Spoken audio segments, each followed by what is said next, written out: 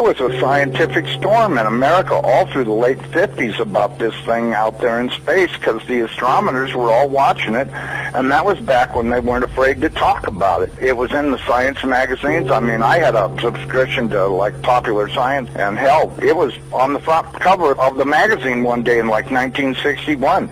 And I was really excited when I saw it, because here's this giant red planet on the horizon of the California coast, and a humongous tidal wave coming in towards the coast, and having grew up in the mountains of the Sierras, and this thing in the magazine, it said this tidal wave coming in was going to be at least 3 miles high, and I went and showed it to everybody in the house, and they laughed, and they said, look, it says right here, there's nothing to worry about. It won't be here for another 50 years.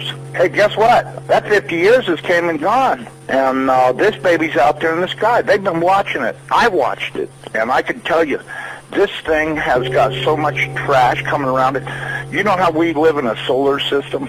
We've got 9 planets and a big sun. This thing has got 7 planets and its own sun.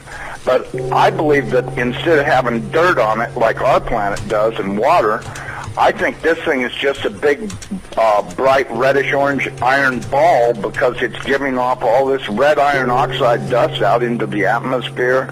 When we thought at first it was just a teeny little red speck of fuzzy red dust in the distance, but over the years as it went by and we watched it, it got bigger and bigger and bigger. And then finally, about '08, we could see this thing like it was across the street. And we could see that it was a blazing hot ball of fire, giving out sparkles of red iron oxide dust for thousands of miles in every direction. And you could see the planet circulating it. Now, I'll tell you one thing that I really am nervous about. I think this thing's got a planet like ours circling it. This is its own solar system. We're about to have a solar system come through the middle of our solar system.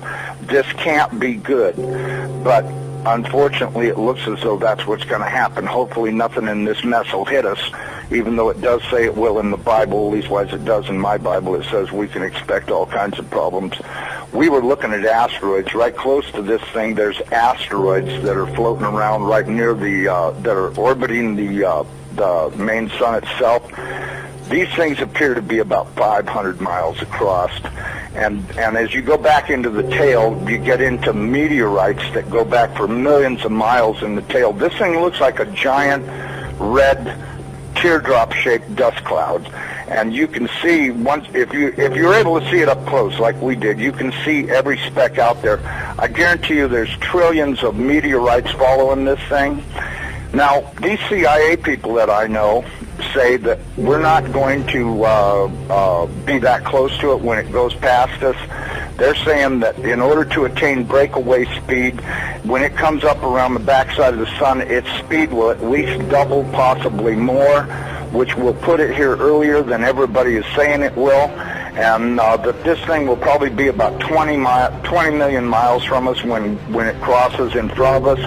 And then as soon as it flips us upside down, we're going to go into its debris field tail and be pelted with meteorites. And of course in the Bible it says they will talon 70 pounds. So if you've got 70-pound meteorites falling like hail, and I can guarantee you they will be falling like hail because there are that many in the tail of this thing. This thing has got a tail loaded with trash.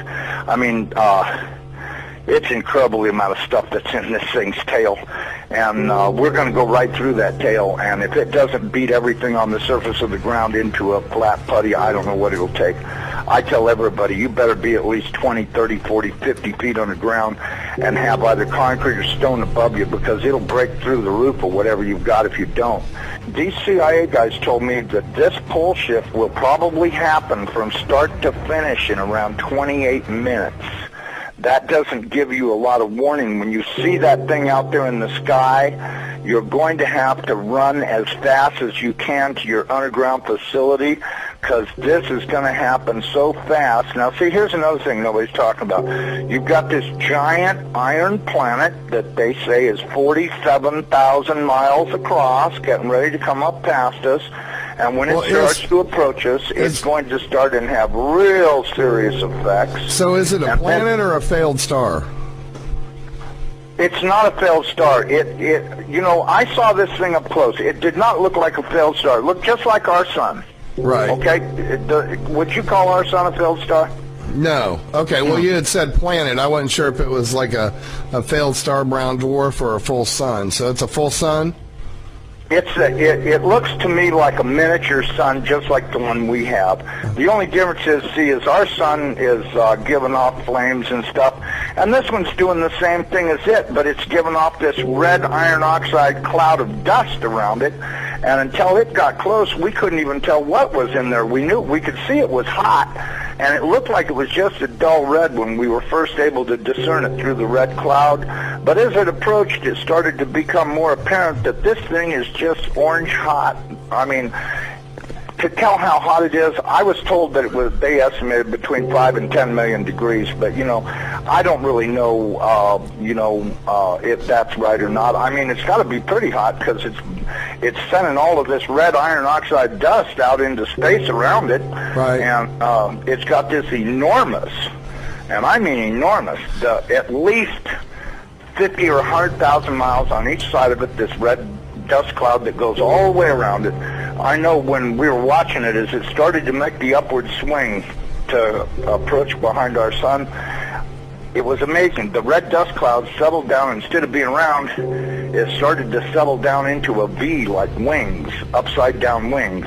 Right. And I thought, boy, I wonder if that's where the ancient Sumerians got the idea this thing had wings, because, you know, centrifugal force is a funny thing. When it comes back up around the planet, when we see it in the sky, my guess is it's going to look like it's got wings, because centrifugal force is going to be pulling the red iron oxide dust and particles out to one side, and then as it starts to climb out and go away from us, listen, I was told that this thing's magnetic field is going to be so strong, anybody that does not have a padded lead helmet to wear will have their brain gutted for everything they ever knew, and they'll be a complete raving moron after this thing passes.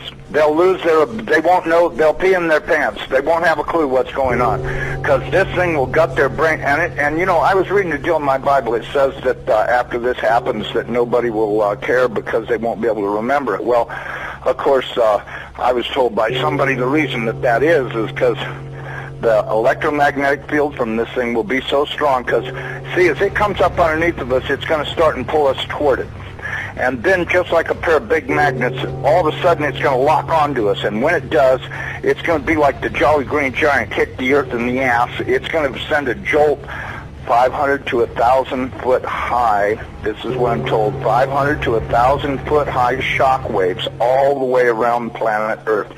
They'll be so bad that in a lot of areas that don't have good solid soil, it'll fluff it so badly that you'll practically be like you're standing in quicksand.